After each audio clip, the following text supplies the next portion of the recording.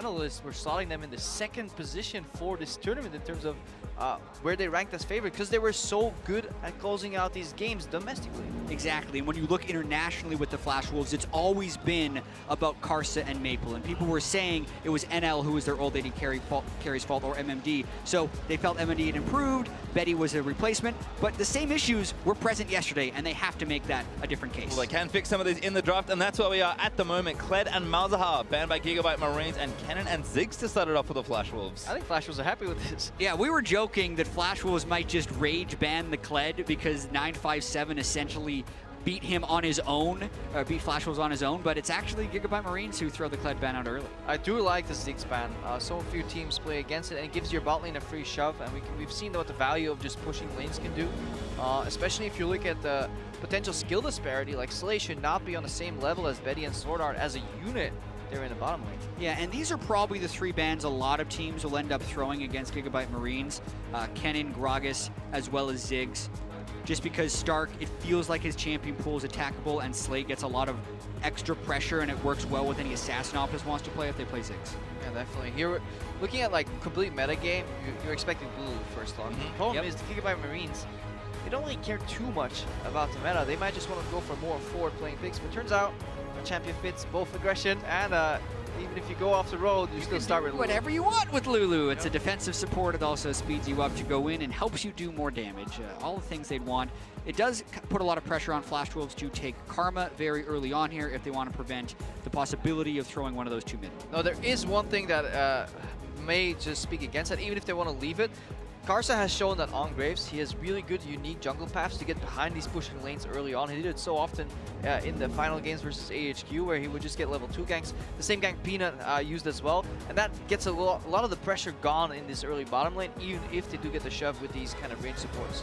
Well, let's stick to the script by the looks of things. Graves was that first lock-in, and I imagine Karma is coming through here for Flash Wolves. So GIGABYTE Marines, I'm looking for an aggressive jungle here for Levy, and we'll see maybe if Optimus has something he wants to take, or if he's willing to wait. Like, this rotation is never bad. Nope.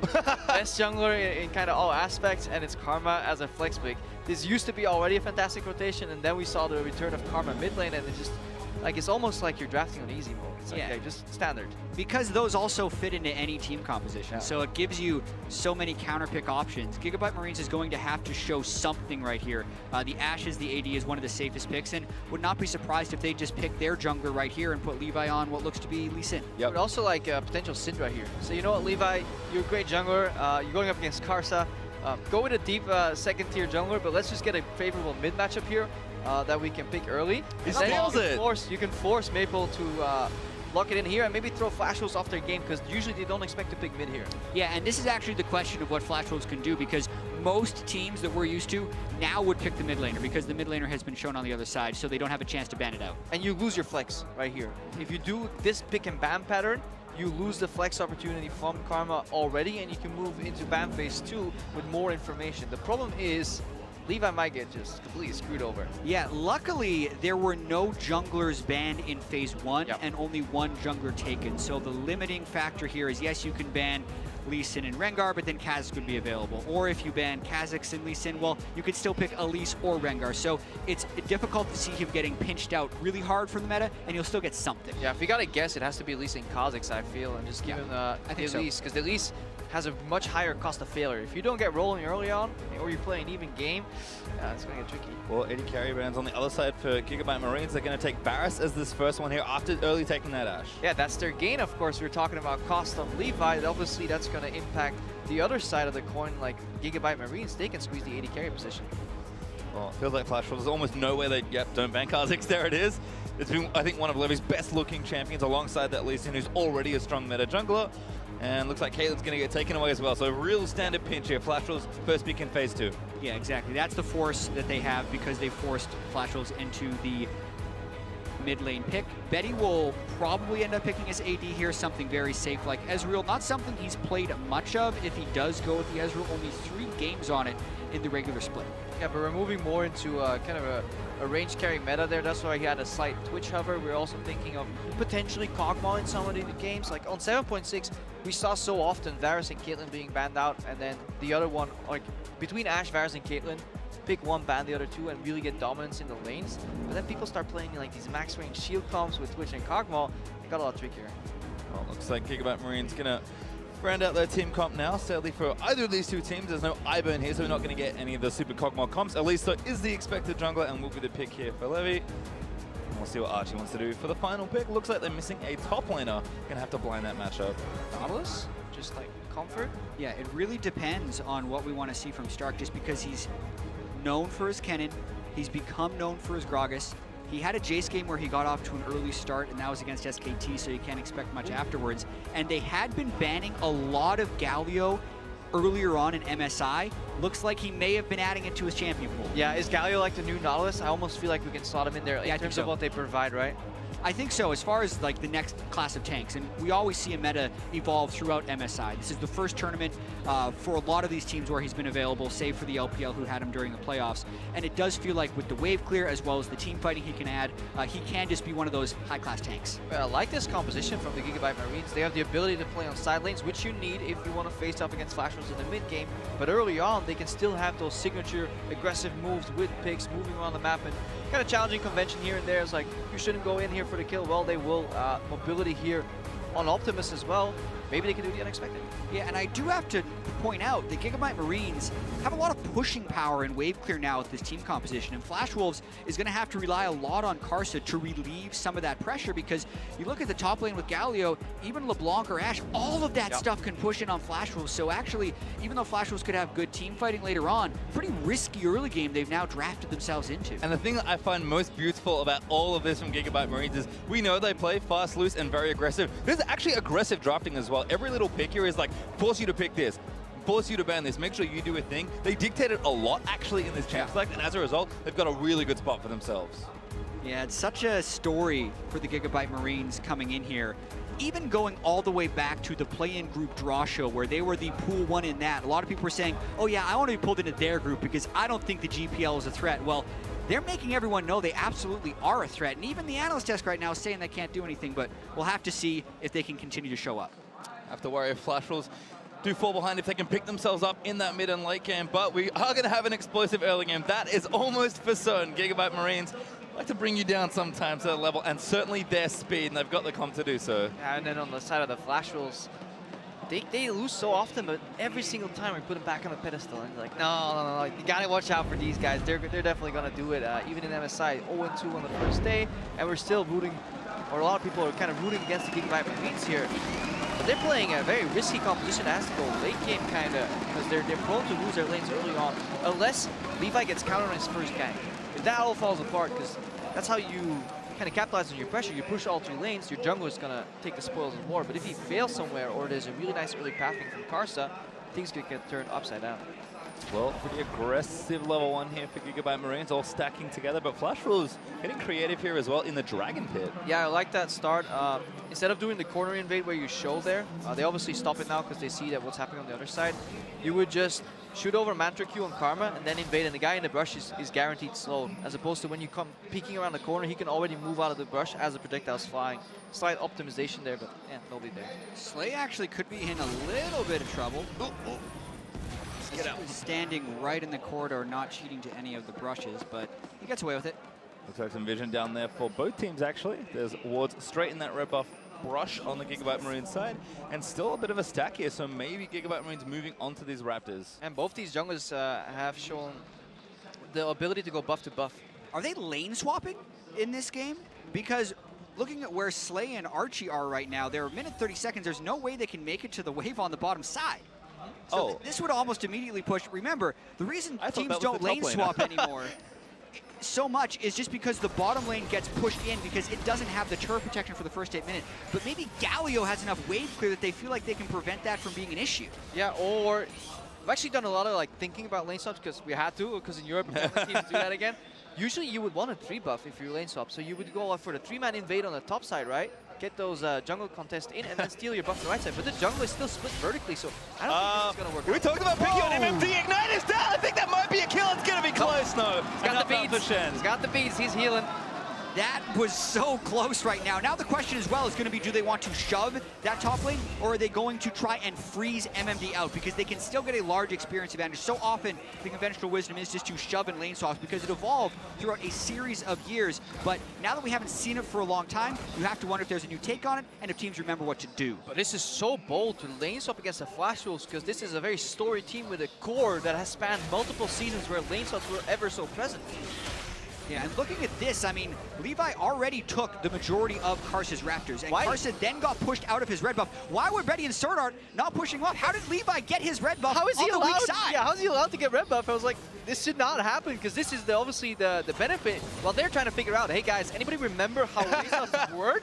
This is what the Gigabyte Marines do to people sometimes. They will just do something and just say, what the, and then by the time you figure it out, it's too late because this is absolutely a situation, if you remember, when you put your 80 carry and top on one side, that should become the strong side of your they can TP dive him. Get vertical jungling. They could, but then they would lose the bottom lane turret. I really wonder how they're going to play this. Up, They're going to do it. I mean, I remember this from the lane swap days. He's still level 1. MMD, yeah, gonna have to run out of the way. Stark gonna look to tank it up. Archie actually starting it off first. MMD absolutely dead. Because this goes back to the fundamentals of the lane swap. You split up the map completely because there's always a counter move if you don't. The problem is we have new turrets. Exactly, we have new turrets. That bottom lane's getting shoved. MMD never expended his teleport the first time he got pushed back. So this dive, he doesn't actually lose all the minions, and the turret goes even lower. Not to mention Stark just gave up a bunch of experience in the bottom side.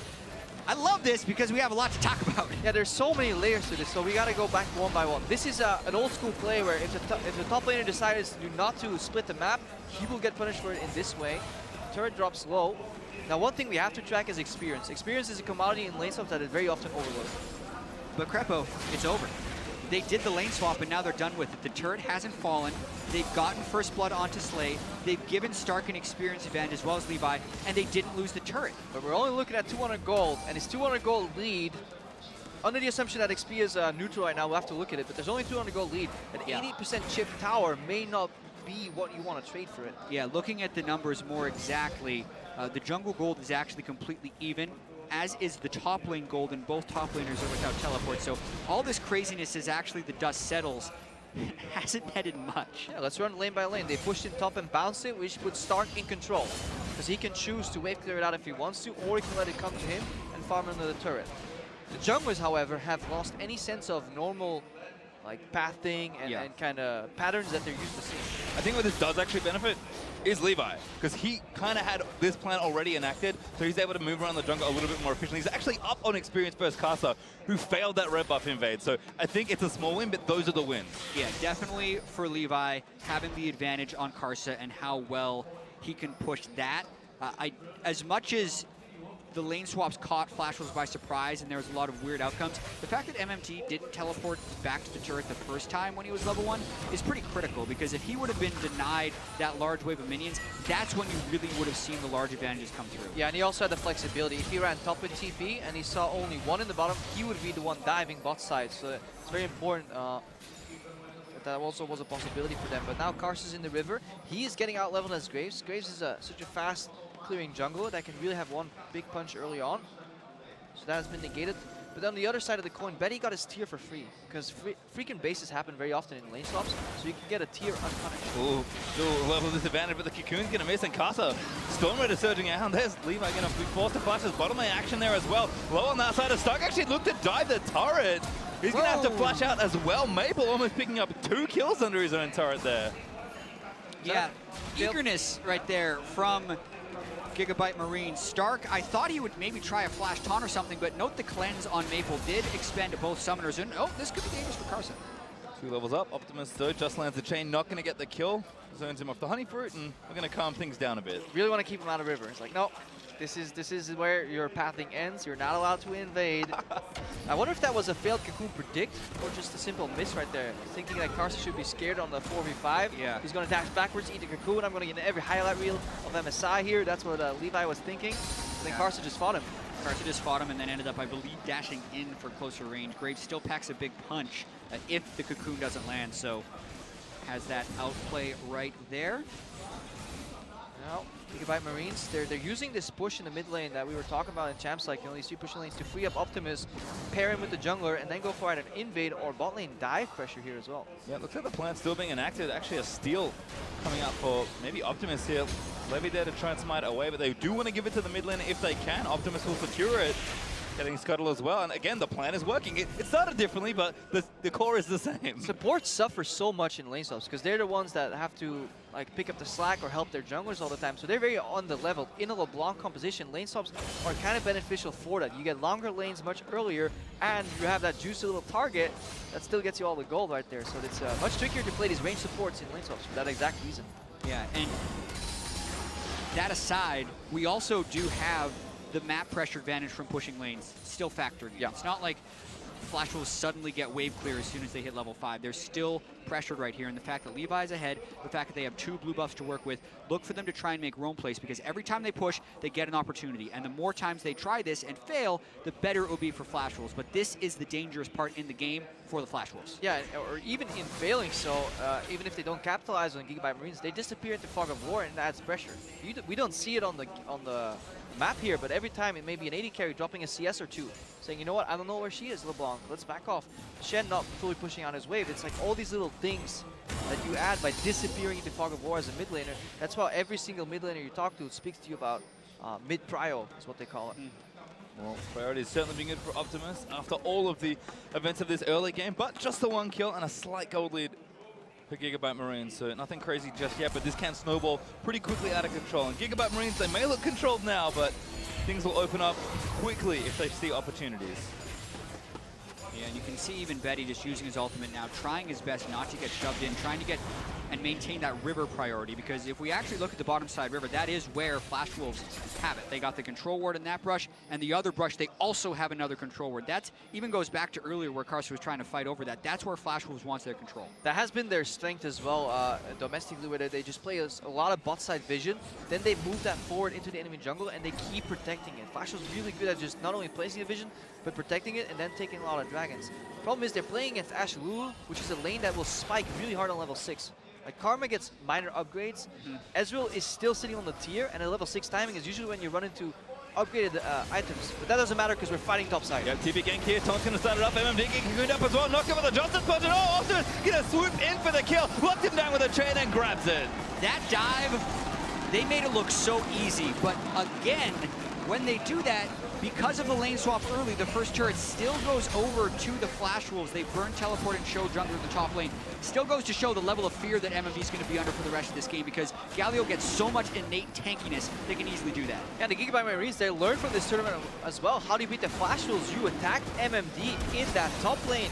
This vision was already set up, so the GIGABYTE Marines, they say, you know what, we'll play around our strong side. We're not going to contest that vision, lose time to get an advantage there. Yes, we might lose the bottom side turret and dragon, but they're just capitalizing everything around the top side of the map. That is the trade they make, though. Optimus fighting Maple, but we are fine. Just clears out that wave pretty quickly. Ocean Drake up for Flash Wolves will be nice to them, particularly if they are wanting to play pretty long laning phase here. But the map's going to start to open up more, and I'm looking at Optimus here. He's already got his revolver. His first item at least will be a Gunblade. This is the man to look for to pressure those Stargraves and open the map up for GIGABYTE Marines. Yeah, and Ocean's not going to help you much. No. Regen over time when you're playing against the pick comp, that is, yeah, yes, you got a dragon, but in terms of just raw, what it does for you, not exactly. Pick comp, not poke comp is what GIGABYTE Marines are playing right now. So very rarely are they actually going to harass someone down. It's all about getting the jump on them, which we saw they can do with LeBlanc, Elise, and Galio up in the top side. So keep tracking where the vision is going, because it seems like GIGABYTE Marines, and we have stats to back this up, Archie doesn't work very much. They do not play that game, whereas Flash Wolves is one of the best in that game. That's one of the reasons a lot of people have them highly powering coming in, because they completely starve you on vision. The number of control wards they buy, they use them more as sweepers than other teams do. They'll place one in their jungle, they'll place one in the river, and then they'll place it forward, all the while clearing out wards. Yeah, Levi might actually fall victim to exactly that right now. Play starting here. We're trying to get out. Arrow going to force Sword Art's Flash. Optimus the cast fighting on the other side. Betty in aggressively, but Caster gets damaged back down onto the LeBlanc. Here's MMD arriving with the stand united. But Galio is going to come down to the MMD. Knocked up by the ulti and now forced to flush the wall. Starkto flash torn in. Blue ultimate justice punch. MMD goes down. Sword Art going to try and lock one more, but Optimus has caught the support, and that's yet another kill. GIGABYTE Marines answer 2 clean ones. Such a good fight for GIGABYTE Marines, but that's exactly the wrong direction to go when the Galio comes in. You always wonder, how is Galio going to hit someone with his ultimate? Well, if MMD taunts in as it's coming down. If you dive in, he's going to be able to protect it. That's why Galio is also a good pick into Shen, actually. If you look at the tank meta, he can jump lanes, especially later on. If you move into the 1-3-1 composition, Galio can always, from a side lane, protect mid. And you don't need to protect the other side lane. So when LeBlanc moves to the side lane, this will actually be very advantageous for GIGABYTE Marines, especially since he is so far ahead. And the ironic thing about it is Flash Wolves did that on GIGABYTE Marine's side of the map. When it felt like they needed to play defense and try and get the vision control, they did get the vision control, but they fumble the execution as they go for the fight. But they win out so often, and that's their story. They're so practiced in getting these wards down and then defending the fog of war. But as they get up against stronger oppositions here internationally, they start suffering, because domestically these plays always work for them. Look, so many teams space check right here and they get punished. Like Sword Art with the pincer. GIGABYTE Marines, they don't yield, they just go for the fight. Absolutely, you can see Optimus pushing a lot of cooldowns out of Karsa early on in this fight, but no one accounts for the Galio. We get to see him coming from across the map to knock down MMD, and that just sets up the rest of the fight. Watch the skill shot accuracy as well from Optimus down the stretch, just making sure, getting the chain, oh actually, yep, gets the chain onto Sword Art, even though Sword Art had a chain elsewhere. I was just watching Stark here. I'm loving this man in this tournament. He's playing the Galio, coming in, saving his team, solo killing MVP candidates from North America. Like, this guy, he's everywhere. And now 3,000 gold is a real lead for GIGABYTE Marines, and pretty early on into this one as well. Still under 14 minutes. Optimus not quite with this teleport back up, but it's close. Looking to push this wave out, and we talk about the pressure. Double TP plus the Galio ulti is a lot of map that they can play with. But just the manner.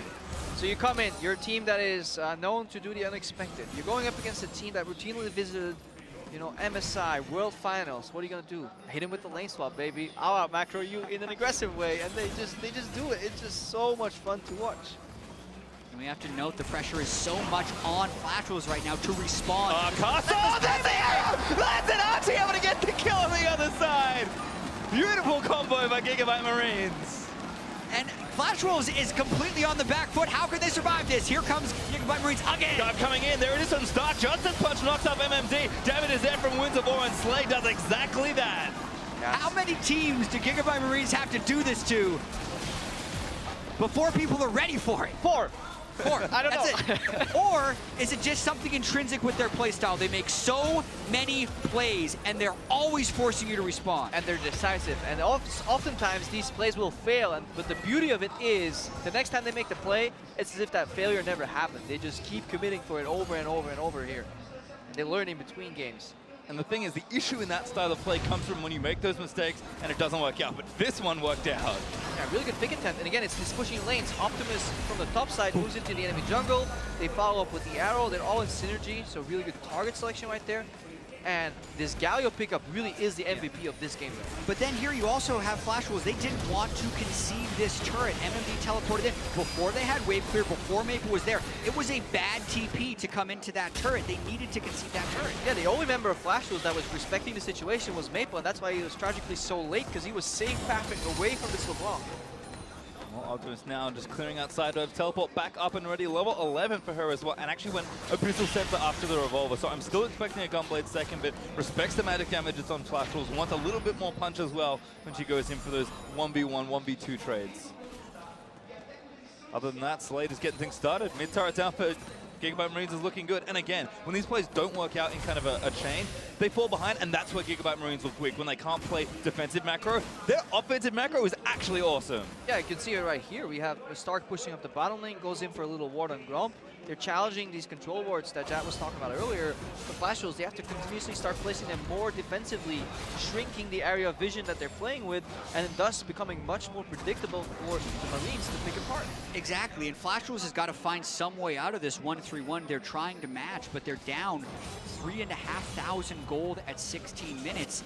and GIGABYTE Marines have the roam potential and everything. Not to mention, they actually have both teleports up right now, so they can absolutely make a double TP play. You got to be so careful as Flash Wolves now to keep them from falling even further behind. Yeah, and the mobility on this LeBlanc pick also showing its value. Carso is essentially behind Optimus in the side lane. If that's any other pick, you collapse with the Rise ultimate and you get him. He is just so mobile, and despite drawing the pressure topside, nothing really comes to it, so GIGABYTE Marines, they cross-map with the Dragon. And we have to look at Karsa here, I think, but... Yes, that's exactly what I was going to talk about. When's the last time you saw Karsa down 50 CS in 17 minutes? This is unthinkable. Even in the Graves versus Elise matchup right now, Levi is so far ahead of him, and I know the jungle CS is inflated and deflated in different ways, but Graves is almost always well ahead of his opposition. Yeah, let's look at the other metrics then, though. He's full 2 levels ahead right now. He's dead, actually. That's maybe the other metric. No Maple going to come in to defend of it. GIGABYTE Marine's going to get a turret out of it. Yeah, it's the 1-3-1. Even though Optimus didn't get the kill right there, 2 guys now recalling. Marines make a play on the other side of the map. Exactly. Whenever you see 1-3-1, you don't need to look at what's happening on your screen. It's in the minimap in the other lanes. Every action prompts a response somewhere else, and now the Marines rotating to the bottom side. Flash was desperate for wave clear. Well, strong right now. Optimus in mid lane. They can collapse very quickly on this. Stark going to take a few turret hits. There's Maple actually getting chunked up by Optimus. The second chain lands from the Mimic, but Maple pretty tanky. Yeah, he went from top to mid to cover that lane, pushes it up again, disappears, and is now putting flanking pressure on that bot lane turret. So the 1-3-1 now moves into a 5-man strong because GIGABYTE Marines, they're ahead. Love the sweeper choice there as well from Optimus, just again continuing the theme of going invisible and playing pressure in the side lanes. Great control on the left that Optimus is just next to now as well. And this is tough for Flash Wolves. They might get dove, they might get poked, and their turret's probably dead no matter what they do. Yeah, pressure is relentless. Flash Wolves in very real danger of going down 0-3 at the MSI 2017 group stage. But if they ever fight their way out, it is here. They're playing versus a pick-off in a team fight scenario, and this is where they actually are strong. So there's the potential they go for victory. Going forward instead, Optimus dives straight in. Galio ultimate into the back of the team! Knocks up Karsa and Betty! And now the team's going to move forward, but Stark could be too far forward. Turret down, the wild growth protects the Galio. Stark back in with a punch. Now thinks better of it. And that's all they needed. They just needed the turret. Yeah, Galio just needs to zone the team away. Good usage of the ultimate right there. Not so sure about that last little dash in from Galio, but everything else was exactly what they needed. Zoning dashes, you know, just put the respect down. No, but I actually really love that interaction that you highlighted there, Jack. Like, the LeBlanc goes in, Galio casts ulti to the original location, LeBlanc jumps back. That way, you get the LeBlanc, you get the Galio deep in the fight, but nobody has to wait there for him, so you can actually blink backwards. So that's a really nice combination. And I really have to call out Stark right here, because if we look at the start of the tournament, they were banning Galio in their matchups, and this is something they have clearly picked up throughout, and they're playing it quite well. This is a 1v4 that's about to start, I think. Karma rotating up as well. Sorta gonna lock him down the roof, gets a couple taunts. Might take a little while, but he looks pretty dead. Starky's gonna finally fall. The map wasn't set up for the cross map. Yeah, this is actually really good play by Flash Wolves because there is no reaction from GIGABYTE Marines because they were still running back from base here, and this shows a little bit of greed in their offensive. Exactly. When we talk about 1-3-1s, it's usually one person in top lane, 3 people in another lane, 1 person in a third. And the reason it works is anywhere the opponent tries to send more than the number that is up there, the other side will push. So that's exactly what Crepo was just talking about. Everyone else was in a recall pattern back in base. Stark allowed Flash Wolves to commit without a punish, and that's why they got their first kill of the game. Well, Mimic Chain's gonna force a flash out of MMD. Archie and Optimus gonna throw a bit more extra poke in there. The Flash Wolves just have to play defensive for a little while longer, still significantly down in gold. But if you keep the map this big, you can continuously steal away like little things like jungle camps, a little bit of vision, extra CS here and there. That's why the gold lead is honestly so big right now. Suddenly we're looking at 5,000. Maple's out, does use the run mob to get out. Oh, arrow throwing in as well. Doesn't quite clip either Karsa or the mid laner there from Flash Wolves, but looks like maybe top side control being taken by GIGABYTE Marines. So even though it's early, we probably have to think about Baron as well. Yeah, exactly. Teleport attempt from Optimus to try and pick off. Maple couldn't quite get there fast enough for the Realm War, but now they try and move their vision upwards towards Baron. The problem is both TPs are down.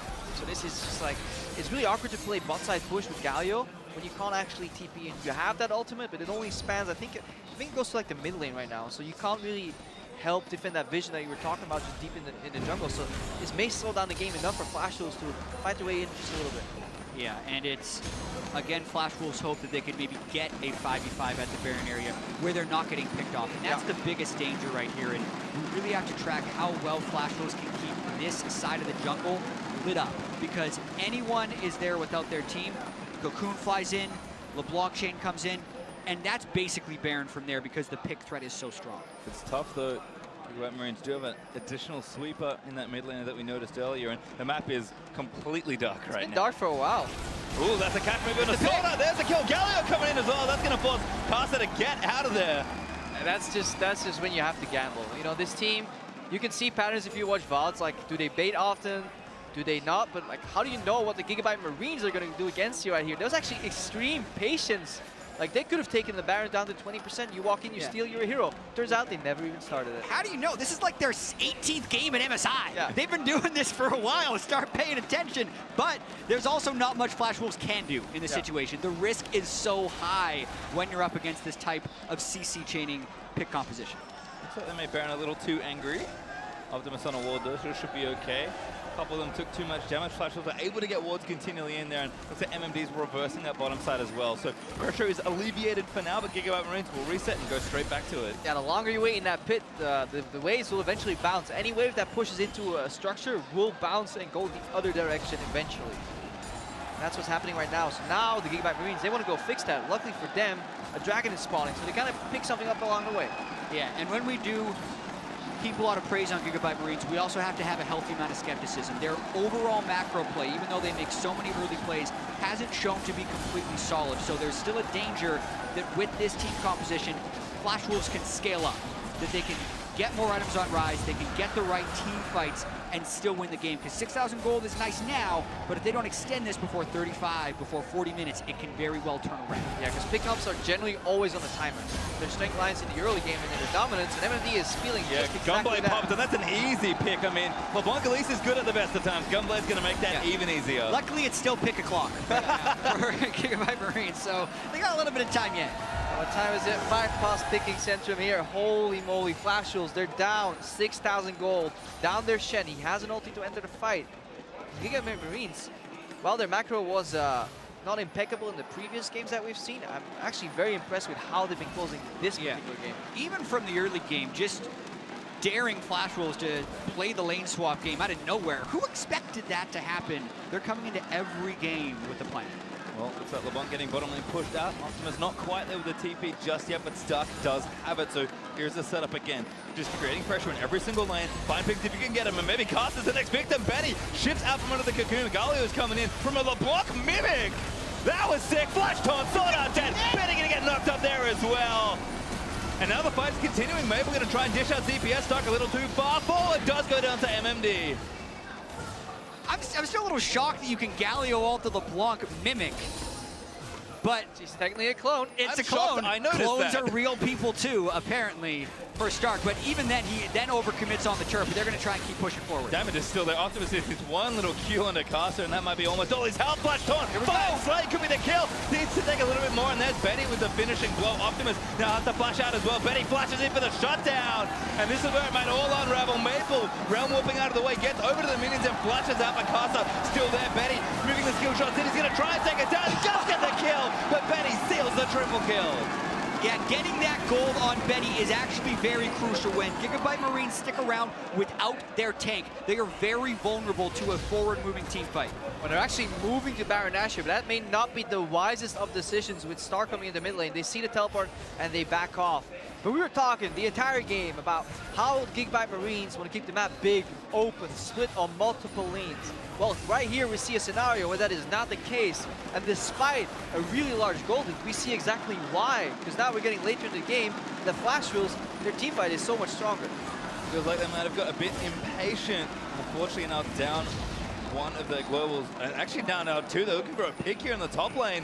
TP coming in as well. Maple gonna get chunked out. Stark should taunt him down, but the TP's gonna come in safe. MMD does get the taunt down onto Optimus, and that's gonna stop DPS for a while. Maple now gonna turn it back around, and Flash Wolves here first. Optimus really wants to kill, but he's not gonna get it. MMD grabs another. Stark goes down as well. And this is absolutely massive for the game. A failed pick, and then can mean actually that Flash Wolves can base, get full HP, move out, and contest his Nashor, forcing another 5v5.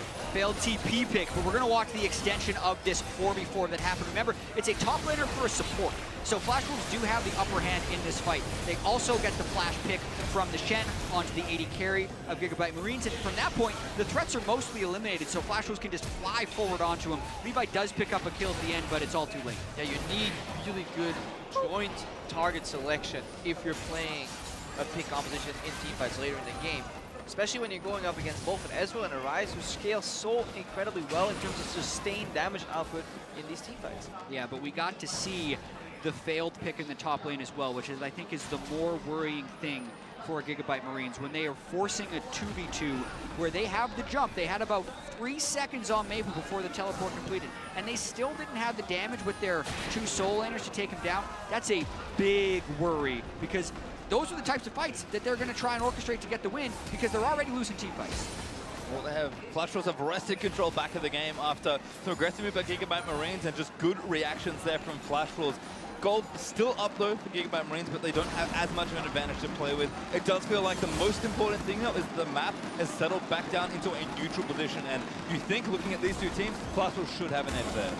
Very neutral, especially if you look at that bottom lane. The longer this game goes, like the shorter the edge comes that Stark has in that lane, right? He was pushing in, disappearing every single time. But right now, MMD, he survived the brutal beating from the early game. He's actually keeping it quite neutral in that lane. Yeah, and we need to keep track of the gold as well as the game clock. 6,000 gold was the lead at 24 minutes. It's only about 4,500 gold now, as long as I'm doing math. 5,000 gold. Even then, less than 6,000. And the later the game goes, the lower the percentage gold lead is for a Flash Wolves composition that just needs to scale. So they've actually made it through the most dangerous part of the game. Yeah, but we're looking at soul laner damage output as well, but Levi has gone full AP at least. That is something that you're not fully used to seeing. It falls off in the late game, but if he finds one single pick by Ryze or Ezreal that does not get QSS or Mikhail's, then, which they don't have, we actually may just see a big opening in the game. Yeah. Getting chased down now, Levi, bit of trouble, but Flash Wolves just making sure they have sole control of the vision around the Baron area. Again, Global's all being done except for Stark's ulti. Does make this a little tricky. GIGABYTE Marines never want to shy away from a fight. Here's Optimus diving in, arrow hits on the MMD. Chang in a fight, and Cocoon piles in. Damage is pretty good again. Galio gonna get the knock up just in time. Shut down and now 5v4 Stark. Flash 3-man taunt in, sword up low. Knock up there from the Wild Group, but Slay needs to kite around Benny, trying to do what he can, but he gets shut down by Slay. Still a big-time fight from GIGABYTE Marines. They focus MMD before Flash Wolves was ready to come into the fight. Yeah, Optimus comes with the flank, and immediately Flash Wolves realize we gotta get the hell out of dodge. And then it's a perfect arrow from Slay, because even though the tank took it, the follow-up Cocoon and the damage from this AP at least wasn't enough to get him low enough, and then the Galio comes in. Like, everybody contributed to this fight, and it was really good target selection from the GIGABYTE Marines. Betty finishing off Slay at the very tail end of that fight, however, does prevent a lot of the advantages that the Marines can take from that fight. They push up mid, the wave action gets cleared, Optimus was pushing outside, that also gets stopped. So everything was good, except they were not able to capitalize after the fight. Yeah, so they need to take their consolation prize, which is this Ocean Dragon, and they'll put them on 3 Drakes, which means if they actually contest Elder later on, they can keep the map open again. But if you see that fight, just look at the amount of damage, even on the main tank of this composition. If Maple and Betty can't use the time that MMD spends soaking efficiently and give reactionary damage, they will just get murdered in these fights.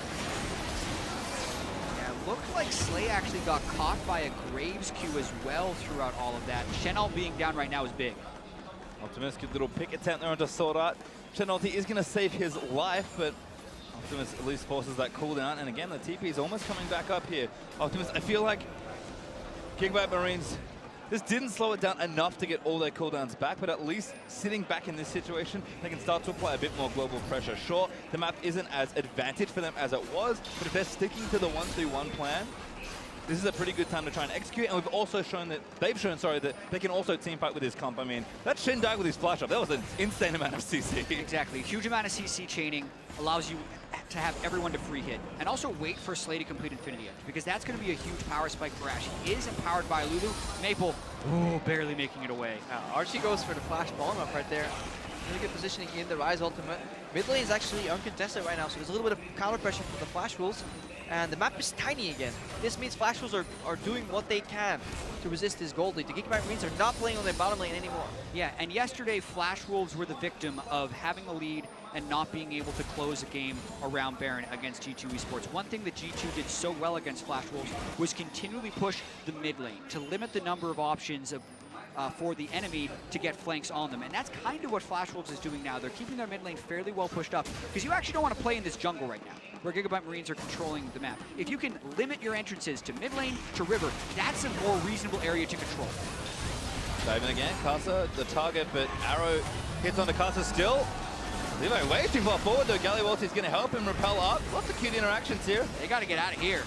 Yeah, to build on that. Jen trying to fight. Here's the TP back from Flash Wolves. Look at it cut off the back line. All Swatos winning dashes out. Trasta going to get another big taunt. Betty can't shift out in time to still get CC, but GIGABYTE Marines needs to kill the front line. MMD does go down to the knockout of Justice Punch Slay. So much damage is now stuck. He's going to get aggressive with the damage reductions help there from the Duran, but Betty still moving forward. Just not quite enough, and there's a redemption to reset it all for Flash Wolves. 2-1 trade, and now more. Betty looks for the last kill. Needs a Q. Doesn't land at Maple. Now the next contender, and there's the double he wanted. Yeah, the Marines are not reading these team fights well enough to get a single pick, and there is this slight step forward that immediately gets punished by the Flash Wolves. There has to be an in and an out, and that is where Karma can shine, tasting the whole team as soon as the fight begins to turn. That's the break Flash Wolves was waiting for. They get enough kills, they can turn straight to Baron. Yeah, this was the animal style in and out, you know, way too far. They didn't retreat in time, and it cost them the Baron Nashor. And again, when it all started, Stark was pathing to the bottom lane. He was going for the macro play to set up that side lane, and suddenly